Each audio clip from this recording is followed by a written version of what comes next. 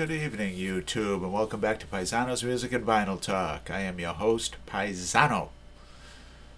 If you are new to the channel, welcome.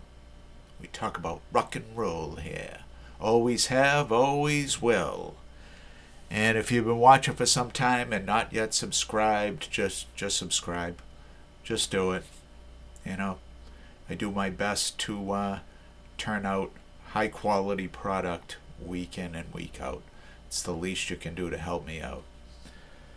That being said, let's talk about Metallica and their second studio album called Ride the Lightning. As you can see the cover, Ride the Lightning. That's a term for getting the electric chair as punishment for I would imagine, a very significant crime. You know, murder comes to mind when I think about electric chairs. You know, rather than have you spend your whole life in prison and them feeding you day in and day out, just throw you in the chair, give you a zap, and you're gone. It's cold but fair. This was the follow-up to their debut, which was called Kill 'Em All. And we'll be reviewing that at some point, as I do not have that on vinyl. I believe I have that on cassette. And John Zazula, who was the owner of Megaforce Records, who distributed Kill 'Em All exclusively, tried to hang on through this, and he just couldn't do it. Megaforce just didn't have the money, and Elektra kind of took over, and the vinyl has both labels. Well, it's an Elektra label, and Megaforce is mentioned as they are on the back here. Megaforce Records is mentioned. So they gave him a little nod, you know. They took it as far as they could go. Metallica was destined for something real big. And John Zazula did not have the money for real big, if you know what I mean. It's a small time guy, you know. And Metallica was outgrowing him quickly. This album showed tremendous growth in musical composition, and especially lyrics. You know, lyrically, it might be one of their best albums, if not their best albums. I mean, the lyrics on this are fantastic. A lot of thought went into this one. They were on their way up quickly. Definitely paying their dues here, playing, you know, they're not playing the big venues yet. That was to come a little bit later. And even into 1988, they still were not, big, as well as huge. I mean, we were all huge fans of them by 86, 87. After I saw them open up for Ozzy in April of 1986, I was the only one out of the people I was with that knew who they were. I had seen a clip of them on Day of the Green. MTV showed it on in 1985. It was a concert, California. 1985, Metallica was playing. I recognized them, like, I know those guys. And it was quite entertaining watching them. Opened for Ozzy Osbourne. And quickly became fans. I went out and I bought their album Master of Puppets. And then we started going to see them. We started seeing them in 86, 87, 88, 89. I think the last time I saw Metallica was in 2003 at Gillette Stadium in Foxborough, Massachusetts. But I had seen Metallica quite a few times through the 80s and 90s. And like I said, at Van Halen's Monsters of Rock in 1988, the summer of 88, they were second from the bottom. Kingdom Come opened the show. They had their big hit in the United States called Get It On. And on the strength of that, They were added to the Van Halen's Monsters of Rock tour. But just above them was Metallica. Below, Dokken, the Scorpions, and of course Van Halen. But you got to be kidding me. Even in the summer of '88, they were still below the Dokkens of the world and the Scorpions of the world. Not that they're not good bands, especially the Scorpions. Scorpions were a very good band. Dokken, wasn't that big of a fan, but they had their day. But yeah, these guys struggled. They paid their dues. And it all came to a head in 1990 with the Black Album. And they were the biggest hard rock act going at that time. But let's talk about 1984, when this album was recorded and released. And this was their first album with producer Flemming Rasmussen, who owned Sweet Silent Studios in Copenhagen, Denmark.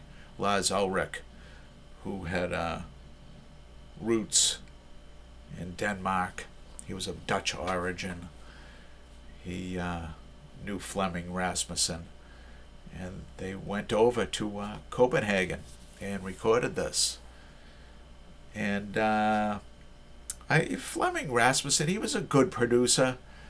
I mean, the Metallica albums of this time sounded, adequate, but he wasn't up there with the Bob Rocks of the world and the Rick Rubins, those guys.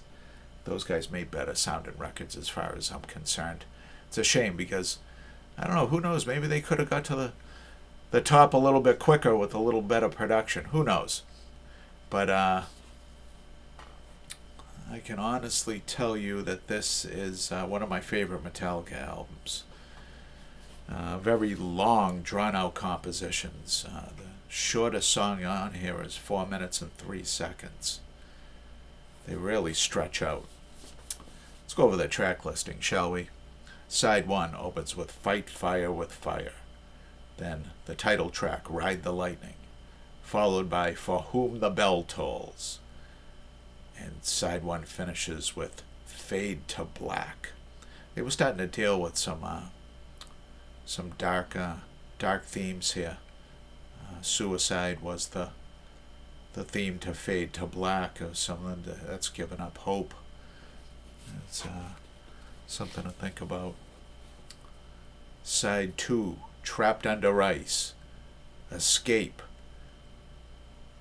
Creeping Death, which is a concert staple of the time. Just a great thrash song. And the album finishes with 8 minutes and 52 seconds of an instrumental called The Call of Cthulhu. And it features everything, guitar solos, chugging rhythms and rhythm changes and all that. You can see the front cover, various shots, members of the band. And you actually have a sleeve with the lyrics. Starting to make a little bit more money, spent a little more money on packaging. And there's the group as they appeared in 1984. Leather jacket wearing crowd. Bassist Cliff Burton's still with them. He was to perish in a horrible bus accident in 1986 after recording Master of Puppets. When they were on tour in Europe, the bus turned over and he was crushed. Terrible tragedy. Let's take a look at the vinyl. I believe the vinyl also has a Mega Force label on it. It does. Yep, it's an Elektra release with a nod to Megaforce, who only took them so far. And this is the last album with any writing credits from Dave Mustaine, who was the founder of Megadeth.